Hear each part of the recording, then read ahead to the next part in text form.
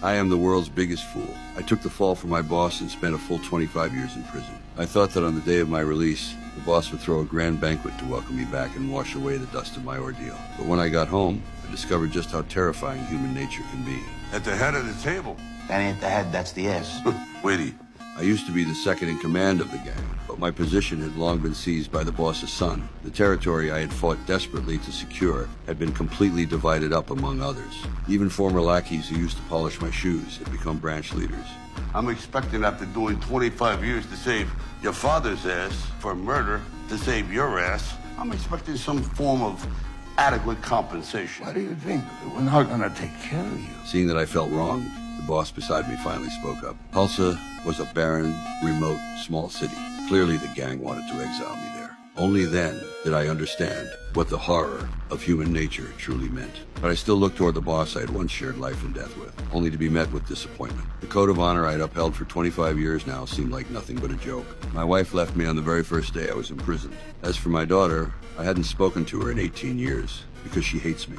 Now you got the balls to tell me that after everything I've been through, after everything I've lost, after everything I've done for this family, your family, fuck, there's nothing left for me! But some people just don't understand the rules and dared to point fingers at me. They should know that when I made my name and reputation, he was still wearing diapers. I used my fists to teach him a harsh lesson. At that moment, I accepted reality. Facing these heartless and ungrateful people, there was no point in saying anything more. So what if it's just Tulsa? After all, 75 is the perfect age for making a breakthrough. What's there to fear about starting from scratch? These people could never dream that I would build a criminal empire in Tulsa that rivals the mafia itself. I had just walked out of the airport terminal when a taxi driver picked me up. From this moment, my entrepreneurial plan would officially begin. Perhaps sensing my aura as a gang boss, the driver immediately became interested. I like that. Gangster gotta be a gangster, huh? You think a gangster's cool? When he said he liked the way criminals operated, I was ready to show him what real criminal life was all about. Just then, we passed the marijuana dispensary. After learning that Tulsa had no gang presence whatsoever, I instantly thought of a great business opportunity.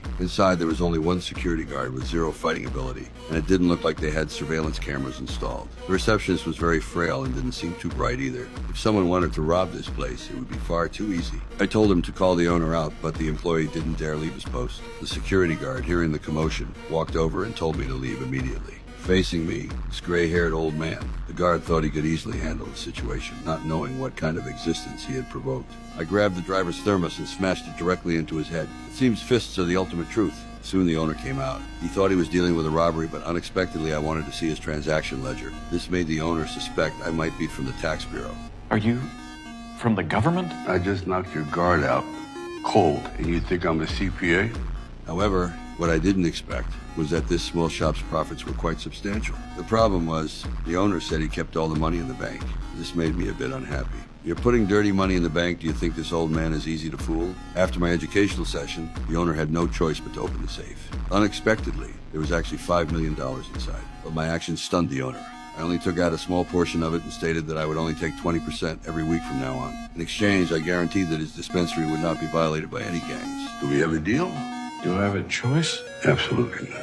I knew that to establish roots in Tulsa, I had to think long term. Just like that, I obtained the first startup capital for creating my gang. Since I was going to be a gang boss, I naturally needed a decent vehicle. I took out some money and had the driver go buy me a car, and he would become my personal driver. $2 grand a week. My gangster. He was immediately very happy. Working with me was much better than driving a taxi. However, I didn't expect him to mess up the very first task.